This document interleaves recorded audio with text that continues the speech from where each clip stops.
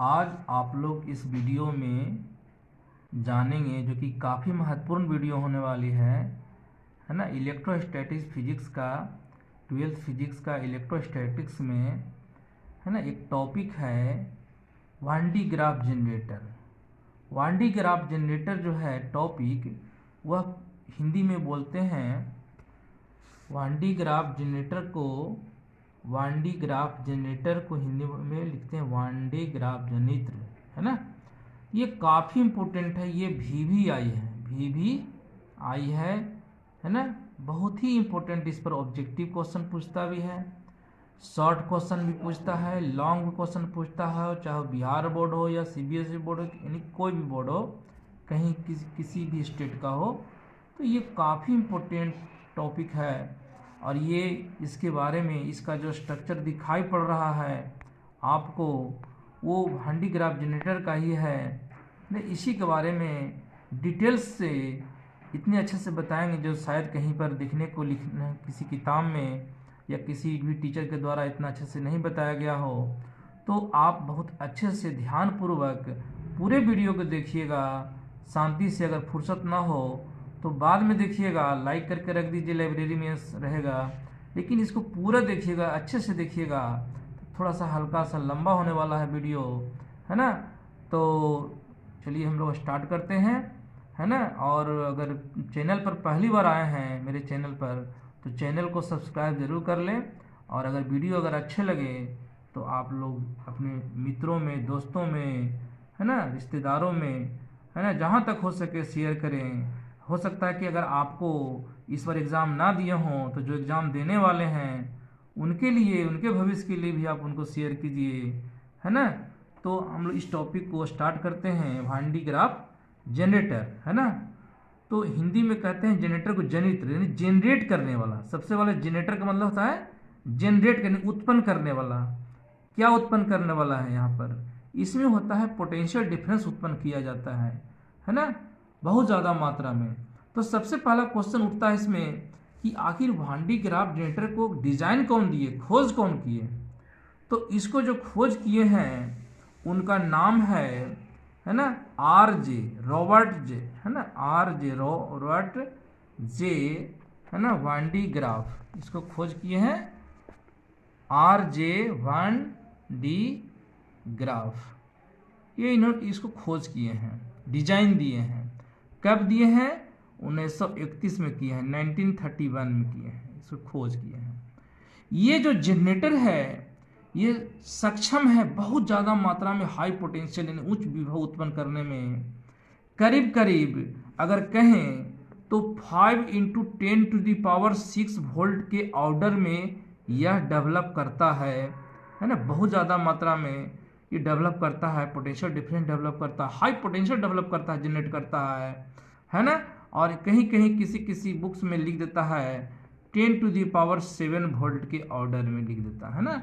But ज़्यादा आप अच्छा रहेगा कि आप 5 × 10⁻⁶ वोल्ट के ऑर्डर में आप याद रखें।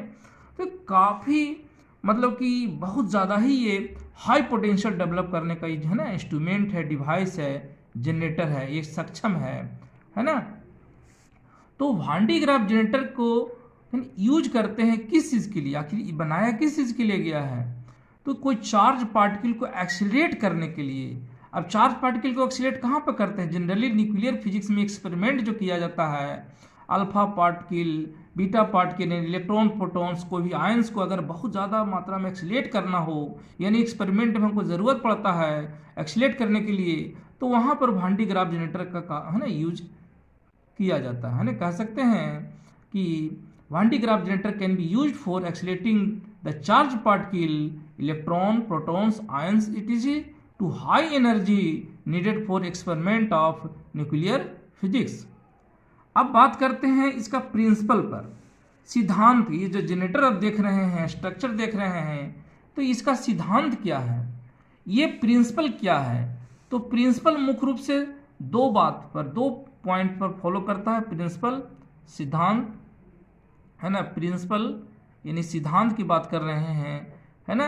ये दो बिंदुओं को फॉलो करता है, दो पॉइंट को बात को पर आधारित है ना। कह सकते हैं कि जो वान डी ग्राफ जनरेटर है it is based on following two electrostatic phenomena, दो गो है ना घटना पर ये आधारित है या दो सिद्धांत पर आधारित है। पहला number, the electric discharge take place in air और gases radially at pointed conductors, the action of sharp points that is phenomenon of corona discharge. Corona discharge एक टर्म आता है जो काफ़ी इंपॉर्टेंट है ना। ये कोरोना डिस्चार्ज पर है ना, ये फिनोमेना पर क्या है, ये आधारित है। सेकेंड नंबर जो है आपका, सेकेंड नंबर है कि if a hollow conductor is in contact with, है ना, एक हॉलो क्या है ये हॉलो कंडक्टर है, सेल है ये, है ना। अगर कोई एक हॉलो है ना, एक हॉलो कंडक्टर को कंटेक्ट किया जाएगा, है ना, कहेंगे कि if a hollow conductor is in contact with an another conductors then charges shifted itself from higher potential to lower potential surface, है ना, higher potential to lower potential surface या आउटर सरफेस। हम इसकी बात करते हैं कंस्ट्रक्शन का, सिद्धांत के किस प्रकार का संरचना बना हुआ रहता है ना, कंस्ट्रक्शन यानी इसका संरचना किस प्रकार का होता है, इस पर हम चर्चा करेंगे। कंस्ट्रक्शन पर बात करेंगे और ये भी बात करेंगे एंड वर्किंग, ये किस प्रकार का कार्य करता है ना। तो वर्किंग के लिए हम बात करते हैं किस प्रकार से वर्क करता है। तो ये कंस्ट्रक्शन जो देख रहे हैं, ये कंस्ट्रक्शन वान डी ग्राफ जनरेटर का कंस्ट्रक्शन है। ये construction of one de Graaff generator is given in the figure, जो आप देख रहे हैं ये फिगर दिया हुआ है।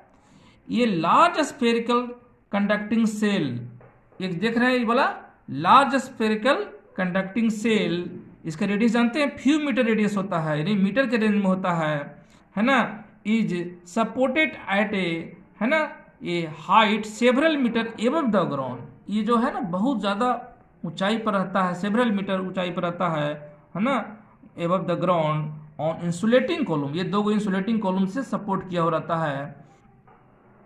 एक जो है आपको लॉन्ग नैरो, सॉरी हाँ, एक लॉन्ग नैरो इंडलेस बेल्ट, ये जो आप देख रहे हैं इसे लॉन्ग बेल्ट है और इंडलेस यानी बेल्ट का कोई किनारा नहीं है ना। ये long narrow endless belt material like rubber, इसमें मटेरियल किस स्पीशीज का है, रबर का है ना। मटेरियल लाइक रबर और सिल्क इज वाउंड है ना, wound around two pulleys,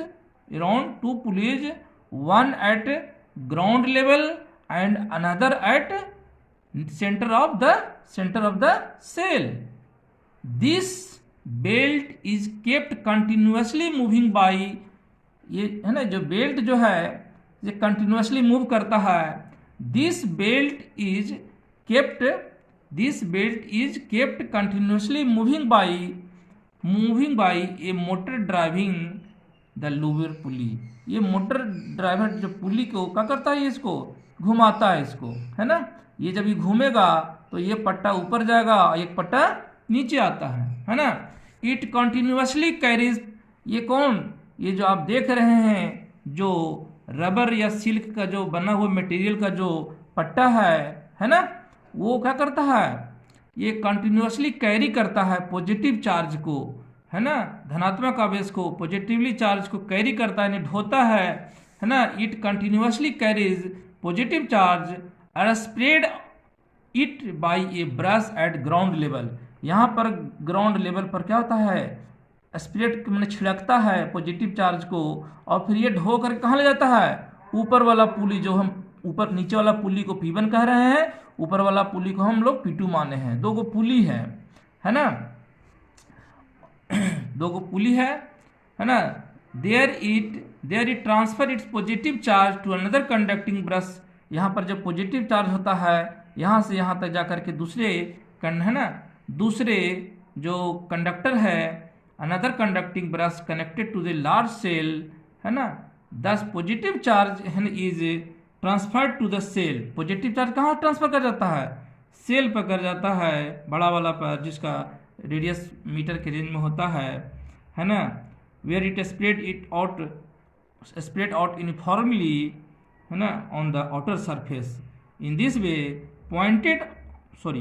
in this way potential on the cell है ना developed in order of million volt 5 to 8 million volt with respect to ground. ये ground के respect पर इस पर जो डेवलप करता है पोटेंशियल वो 5 से 8 मिलियन वोल्ट डेवलप करता है। अब समझ लीजिए इस तरह से कि अगर समझ लीजिए इस तरह से, अब समझ लीजिए और भी आसान शब्दों में बता देते हैं कि ये जो वान डी ग्राफ जनरेटर जो है ना, क्लियर कर देते हैं, फाइनलाइज कर देते हैं। अब लास्टली ये वान डी ग्राफ जनरेटर में देख रहे हैं बेसिकली क्या होता है, एक सेल होता है, स्पेरिकल सेल होता है, हॉलो सेल होता है, और इसके एक अंदर पुली होता है और एक नीचे यहाँ पर पुली होता है। दो पुली से बने होते हैं, है ना। और इसमें क्या होता है, रबर लाइक या सिल्क मटेरियल से क्या होता है, इंसुलेटिंग मटेरियल से क्या होता है, ये बेल्ट होता है। इस बेल्ट को मोटर ड्राइवर पुली क्या करता है, चलाता है। और यहाँ पर देख रहे हैं कि स्प्रे कॉम है, कंघी की तरह होता है स्प्रे कॉम, ये मेटल का बना होता है, और एक स्प्रे कॉम ऊपर में होता है मेटल ब्रश का इसको,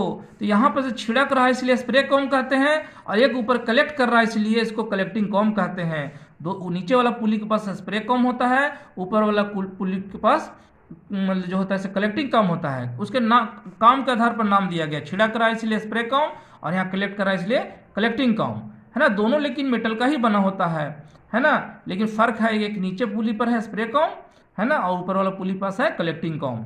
तो अब देखिए क्या होता है ना। आप इसको वर्किंग किस प्रकार से वर्क करता है, सो पहले वर्क तो कंस्ट्रक्शन की बात कर रहे थे, अब वर्किंग की बात करते हैं कि जैसे यहाँ पर सबसे पहले हाई एक्सटेंशन तार से क्या होता है, हाई एच का मतलब होता है high extension source of potential difference, है ना। यहाँ पर क्या होता है कि अर्थ जानते होंगे कि नेगेटिव भी चार्ज होता है, एक वायर को क्या करते हैं अर्थ रहता है, यानी एक नेगेटिव चार्ज होता है ना, और एक पॉजिटिव। तो पॉजिटिव सोर्स से हम यहाँ क्या करते हैं, चार्ज को लेते हैं। ये चार्ज क्या करता है, ये चार्ज इस पर है, पॉइंटेड है, तो पॉइंटेड एरिया पर क्या होता है, पोटेंशियल बहुत ही ज़्यादा होता है। तो यहाँ से चार्ज क्या होता है कि जो मोटर ड्राइवर जो है इसको घुमाता है, जब घुमाने के क्रम में इस पर क्या होता है, इस पर प्लस चार्ज, चूँकि जानते होंगे कि इंसुलेटिंग मटेरियल पर चार्ज मान लेते हैं स्टोर होता है, लेकिन उस पर फैलता नहीं है ना। जिस प्रकार कंडक्टर पर इन्फॉर्मेशन चारों तरफ फैल जाता है उस तरह से इस पर फैलता नहीं है।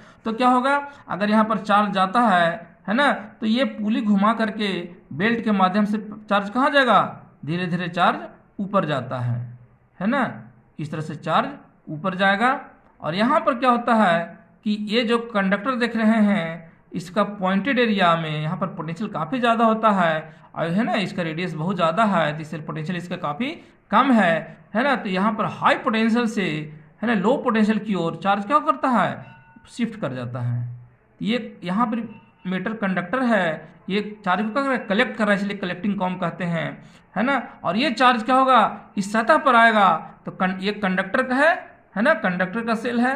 तो जानते होंगे आप लोग, पढ़े होंगे या पहले जानते होंगे या जान जाइए कि कंडक्टर क्या करता है, यूनिफॉर्मली चार्ज को सतह पर डिस्ट्रीब्यूट कर देता है ना। प्रॉपर्टी भी कह सकते हैं कंडक्टर का, पूरे फैल जाएगा, है ना। और क्या होगा, आप देख रहे हैं यहाँ पर जो सोर्स होता है, जो सोर्स का जो पोटेंशियल जो होता है वो 10⁴ वोल्ट के ऑर्डर में होता है, लेकिन यहाँ पर जो वोल्ट डेवलप करता है वो 5 × 10⁶ वोल्ट के ऑर्डर में डेवलप करता है। कहीं कहीं किस किताब में 10⁷ मीटर के वोल्ट के ऑर्डर में डेवलप करता है ना। तो आप देख रहे हैं कि बहुत ज़्यादा मात्रा में वोल्ट डेवलप करता है। तो इसका 5 to 8 मिलियन वोल्ट डेवलप करता है इस पर, है ना, इस वान डी ग्राफ जनरेटर के द्वारा। तो ये काफ़ी इम्पोर्टेंट जनरेटर है, और इसका काम जो होता है से न्यूक्लियर फिजिक्स में चार्ज पार्टिकल को इलेक्ट्रॉन, प्रोटॉन या फोटोन जो भी कहते हैं, है ना, अल्फा पार्टिकल, है ना, बीटा पार्टिकल जो भी हो, आयंस हो, सभी को न्यूक्लियर फिजिक्स में क्या करते हैं, एक्सपेरिमेंट के लिए, है ना, चार्ज पार्टिकल को एक्सीलरेट करने के लिए, है ना, वान डी ग्राफ जनरेटर का यूज किया जाता है।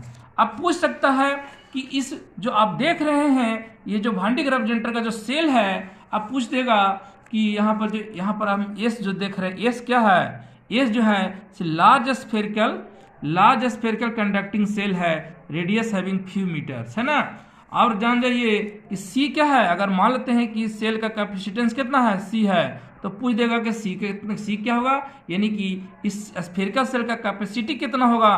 तो आप पहले पढ़ चुके होंगे कैपेसिटी अगर पूछेगा, कैपेसिटी अगर बात करेगा तो आप जानते होंगे कैपेसिटी को सी से डिनोट करते हैं, तो कैपेसिटी इजकल टू हो जाएगा, कैपेसिटी इजकल टू हो जाएगा 4 pi epsilon naught into R. R यहाँ पर क्या है, इस सेल का रेडियस है। ये भी पूछ सकता है कि इस पर पोटेंशियल कितना डेवलप करेगा, तो चूंकि जानते होंगे कि Q बराबर क्या होता है, CV होता है, तो V इजकल टू क्या होगा, Q बाई क्या होगा, Q बराबर CV, तो V बराबर क्या होगा, Q बटा C होगा, और इसका कैपेसिटेंस इतना होता है, तो Q से क्या करेंगे 4 पाई एप्सिलॉन नॉट इंटू, है ना, 1 बाई क्या हो जाएगा, ये R हो जाएगा, या ऐसे लिखिएगा कि 1 बटा 4 pi epsilon naught into Q by R।